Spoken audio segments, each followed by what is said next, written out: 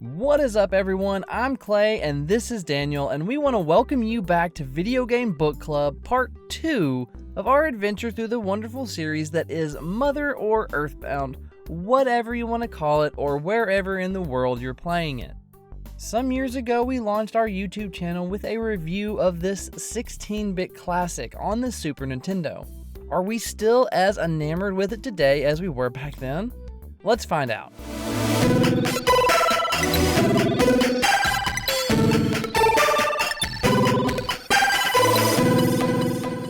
5 years ago, we launched our YouTube channel, and our very first namesake video was a review of our playthrough of the SNES classic Earthbound.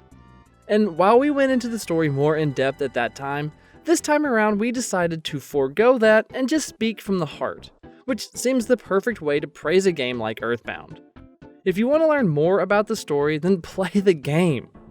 You need to play Earthbound, or you can watch our old review, although nothing we said then, or could say now, can do Earthbound justice. Last time, to celebrate our beginnings, we reviewed Earthbound Beginnings.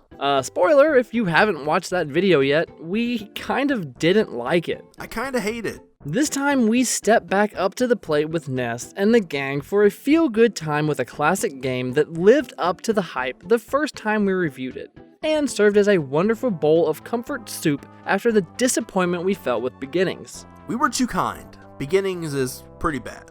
This is our first double dip, and if there was ever a game that deserved another go-around, Earthbound is that game. I was completely shocked when we played through Earthbound all those years ago, and found out that there was such a stellar SNES JRPG that still held up for a first playthrough.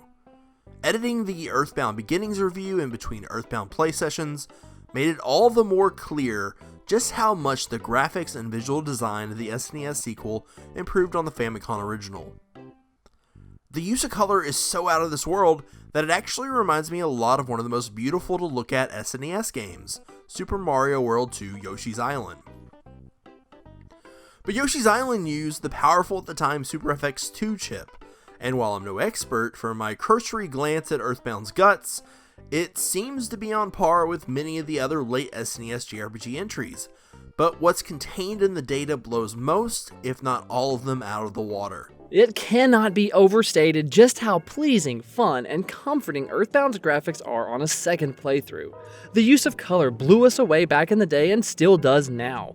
Earthbound lays out a palette that would make the finest French crayon sommeliers blush in jealousy. "Oui, oui," they would say. "How did you get such a beautiful bouquet of colors?" they would cry. We would hold them from behind and whisper in their attentive ears, "Shigesato Itoi."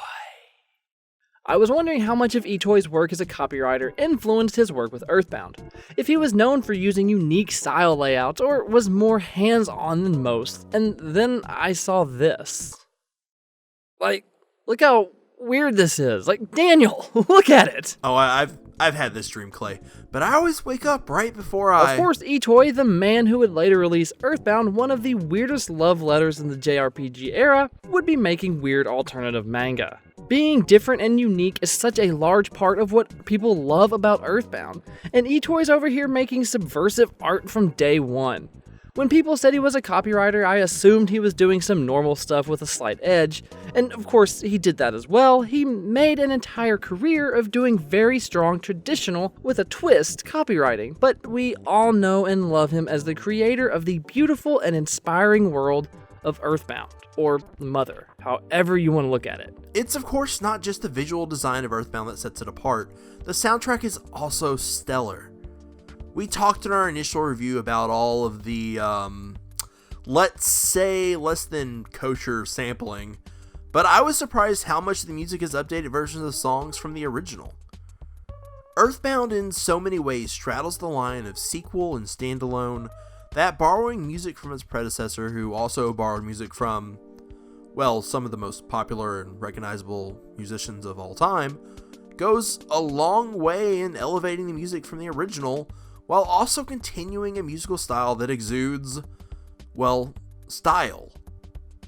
I've actually been listening to a piano version of music from Beginnings and Earthbound for the last month or so, and hearing the familiar songs in a slightly new way is such a wonderful experience.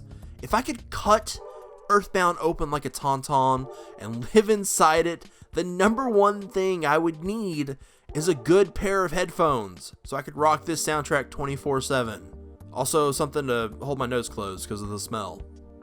Music from Earthbound finds a way to stick with you in ways that a lot of game music never comes close. If you ask me to hum out a Final Fantasy song, of course I can do it. I've spent hundreds of hours listening to variations on its themes over decades now playing those games. Earthbound I've played twice, and with the exception of some of Final Fantasy's best and most memorable music, I'd take Earthbound's soundtrack almost every time.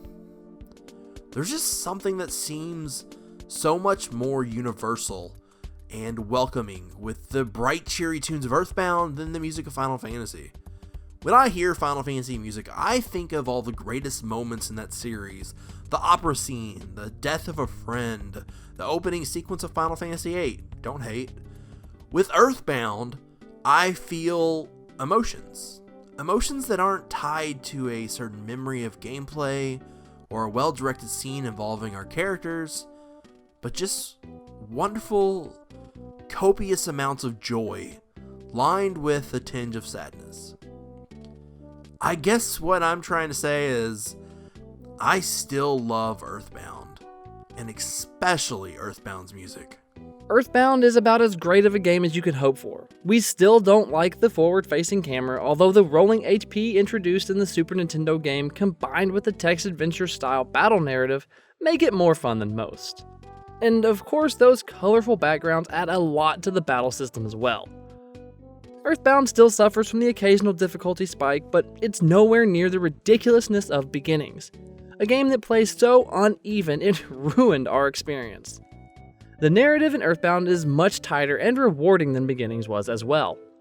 And look, we talked about how emotional the end sequence was for us all those years ago, and knowing what would happen this time around didn't change that at all. Earthbound is just top in its class in every way imaginable. Visuals, music, narrative, gameplay. Earthbound is as much of a must-play as every YouTube channel, video game critic, and member of Starman.net would have you believe. The fan community hasn't pushed this game as hard as they did for nothing. Earthbound has a way of grabbing a hold of you like a weighted blanket made specifically for you. Earthbound will be there on your good days and your bad days. Whether you're having the best day in the world and are over the moon side, or you're down on your luck and in a deep darkness, Ness, Paula, Jeff, and Pooh will be there to fight off the belches. Keep the Mani Mani statues from warping your reality, and keep that good-for-nothing Pokey out of your hair. If you played along with us, you know that no matter how many people say nice things about Earthbound, it will never be enough. And if you didn't, then what the hell are you doing? Go play Earthbound. It might become your favorite game, or it might change your life. At the very least, it might bring a smile to your day, your week, your month, or even your year. Hey, how have we done this game twice now? We didn't make a single Pooh joke. His name is Pooh, like poop. Also, did you just steal that from that Friends song? Such an e-toy move. In the time since we first filmed, recorded, edited, and produced that original Earthbound review, I think we've grown to appreciate the game and story even more than before. If you ever have the chance to sit down and play through this lovingly created world, please do so. You will not regret it. And if you already have, let us know your thoughts down there in that comment section. And until next time, take care everyone.